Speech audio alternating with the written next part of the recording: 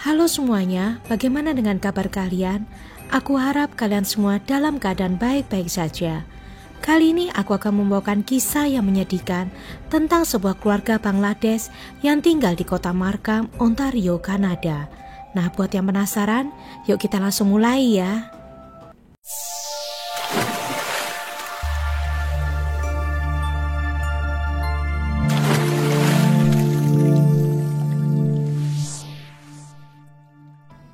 Kisah yang menyedihkan ini dimulai dari beberapa puluh tahun yang lalu. Monirus Zaman adalah seorang pemuda Bangladesh yang pendiam, introvert, dan lebih suka bekerja daripada bergaul dengan teman-teman seusianya. Di usianya yang masih muda, Monirus memutuskan pindah ke Kanada untuk mencari pekerjaan yang lebih baik. Nah, walaupun dia sudah tinggal di luar negeri, Monirus tidak mau meninggalkan adat istiadat dan tradisi dari negara leluhurnya, yaitu Bangladesh. Dia bahkan tetap mengenakan pakaian Bangladesh untuk kegiatan sehari-harinya. Beberapa tahun kemudian, Monirus kembali lagi ke Bangladesh untuk menikah. Dia bertemu dengan istrinya yang bernama Momotas melalui perjodohan yang sudah direncanakan oleh orang tuanya di Bangladesh. Setelah menikah, Monirus memboyong istrinya ke Kanada. Mereka berdua tinggal di kota Markham, Ontario, Kanada. Di sana, Monirus bekerja sebagai supir taksi. Tetapi karena dia rajin bekerja, dia mendapatkan penghargaan sebagai supir teladan. Lalu di tahun 1996, lahirlah anak pertama mereka, yaitu Menhas Zaman. Dan 2 tahun kemudian, yaitu di tahun 1998, lahirlah anak kedua mereka, yaitu Maleza Zaman. Karena pasangan suami istri ini sangat sibuk bekerja dan mencari uang, mereka kewalahan mengurus kedua anak mereka, sehingga mereka meminta ibu mereka datang dari Bangladesh untuk merawat anak-anak mereka yang masih kecil. Jadi Menhas dan Maleza ini dirawat oleh nenek mereka hingga dewasa. Dan untunglah, berkat kerja keras mereka, akhirnya mereka berhasil menjadi keluarga yang mapan. Mereka bisa membeli rumah yang cukup besar dan juga mobil. Hidup mereka menjadi sangat berkecukupan. Momotas sangat membanggakan anak laki-lakinya. Dia memanjakan Menhas dan bersikap terlalu overprotective terhadap anak pertamanya ini. Setiap pulang sekolah, anaknya selalu dijemput dan dibawa pulang ke rumah sesegera mungkin. Menhas yang pada dasarnya adalah anak yang pendiam dan introvert, menjadi semakin tidak suka bergaul dan berteman dengan teman-teman sekolahnya. Menhas lebih suka berdiam diri di rumah dan di kamarnya, dan itu membuat Momotas semakin bangga dan sayang terhadap Menhas, karena Menhas dianggap anak yang baik dan penurut. Bahkan, para tetangganya selalu melihat Menhas rajin membantu kedua orang tuanya di rumah. Kedua orang tua Menhas selalu membanggakan Menhas di depan para kerabat. Kalau Menhas ini adalah anak yang baik dan selalu mengutamakan keluarganya. Sedangkan Maleza memiliki kepribadian yang berbeda dengan kakaknya. Maleza tidak suka diatur oleh kedua orang tuanya. Dia juga suka memberontak dan tidak mau mengikuti tradisi keluarganya yang berasal dari Bangladesh. Maleza juga suka hidup berfoya-foya dengan mengikuti berbagai macam pesta bersama teman-temannya. Karena itu, si Monirus dan Momotas akhirnya menumpukan harapan mereka terhadap Menhas. Mereka berharap anak pertama mereka ini bisa membanggakan kedua orang tuanya. Menhas lulus dari SMA Burr Oak di kota Markham, Ontario. Nah, karena ayah dan ibunya menginginkan Menhas untuk menjadi insinyur, maka mereka memasukkan Menhas di sebuah universitas favorit di Kanada, yaitu York University. Menhas ini ya guys, sebenarnya merupakan anak yang pintar. Nilai-nilainya selalu bagus sewaktu duduk di bangku SMA. Oleh karena itu, dia ingin kuliah mengambil jurusan teknik mesin. Tentu saja hal ini makin membuat kedua orang tuanya senang, karena mereka tidak bisa lagi berharap pada anak kedua mereka, yaitu Maleza, yang awalnya diharapkan bisa menjadi dokter, tetapi Maleza terlalu malas untuk belajar. Namun setelah kuliah, Menhas menjadi makin pendiam. Dia menutup dirinya dan tidak mau bergaul dengan siapapun juga. Dia lebih suka menghabiskan waktunya dengan bermain game di dalam kamar setelah pulang kuliah. Sampai pada suatu hari, dia menemukan sebuah game online yang bernama Perfect World Void. Game ini semacam game yang bisa dimainkan oleh semua orang di seluruh dunia, dan mereka bisa saling berkomunikasi melalui game online ini.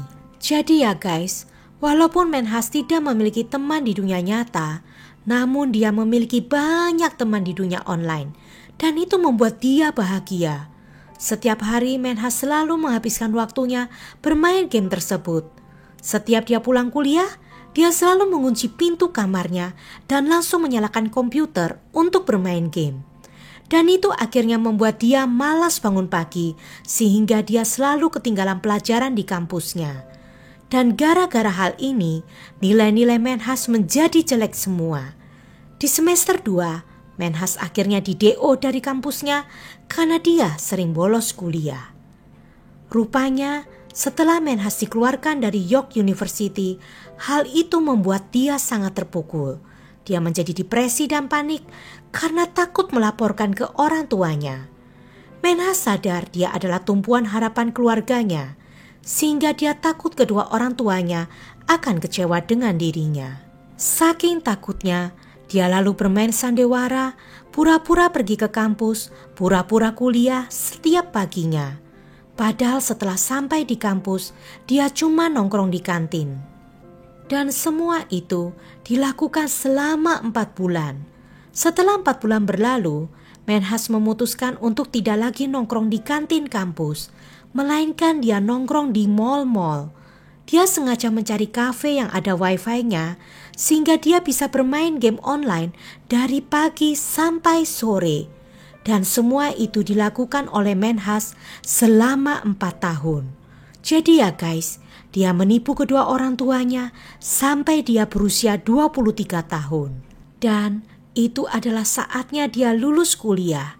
Jadi pada saat itu, yaitu di tahun 2019, orang tua Manhunt bertanya, "Kapan waktunya kamu diwisuda, nak?" Manhunt pun menjawab, "Masih belum waktunya." Tapi karena didesak terus, akhirnya Manhunt membohongi kedua orang tuanya dengan mengatakan dia akan diwisuda pada tanggal 28 Juli 2019. Waktu pun berlalu sampai akhirnya mendekati tanggal wisudanya, yaitu tanggal 27 Juli 2019. Hari itu adalah sehari sebelum wisudanya.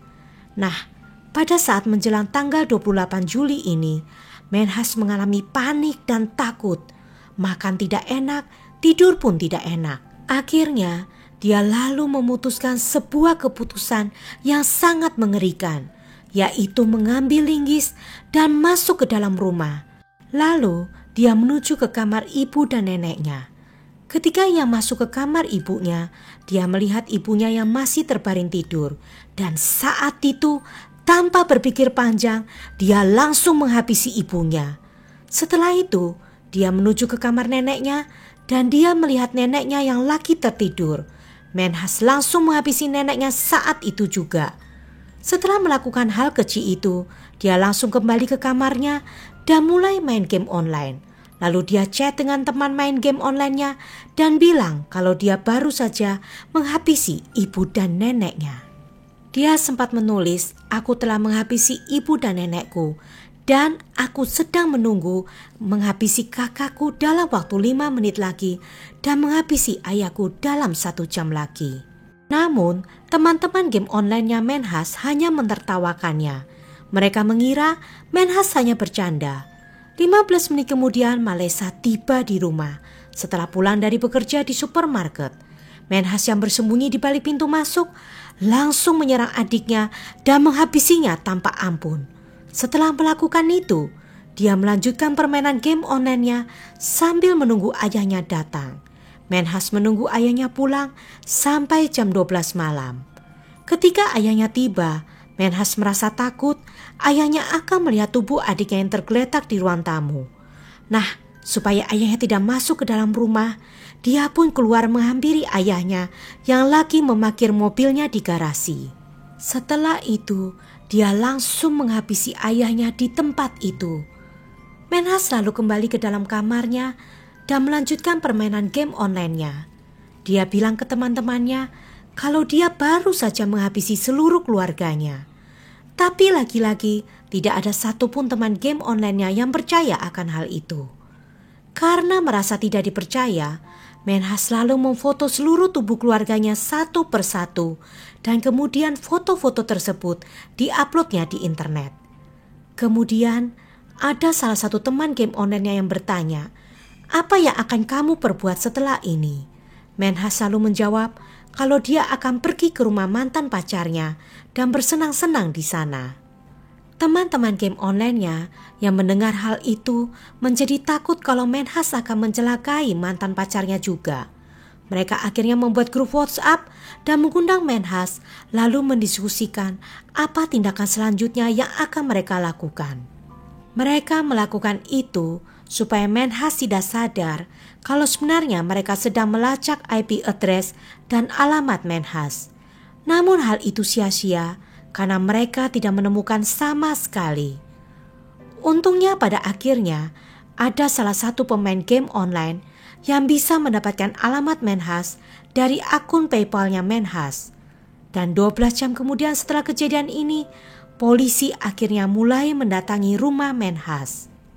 Ketika polisi masuk ke rumah Menhas, mereka menemukan tubuh ayah Menhas di garasi dan tubuh adik Menhas di ruang tamu. Polisi pun lalu menuju kamar Menhas, namun pintu kamarnya terkunci dan mereka berusaha mendobrak pintu kamarnya. Pada saat polisi sedang mendobrak pintu kamarnya, Menhas masih sempat-sempatnya menulis di chattingannya, "Polisi sudah datang, selamat tinggal teman-teman." Akhirnya Menhas dibawa ke kantor polisi dan ditahan di sana. Pada tahun 2020, persidangan Menhas dimulai. Di persidangan tersebut, Menhas mengatakan kalau dia melakukan hal tersebut karena dia tidak mau kalau orang tuanya malu memiliki anak laki-laki seperti dirinya.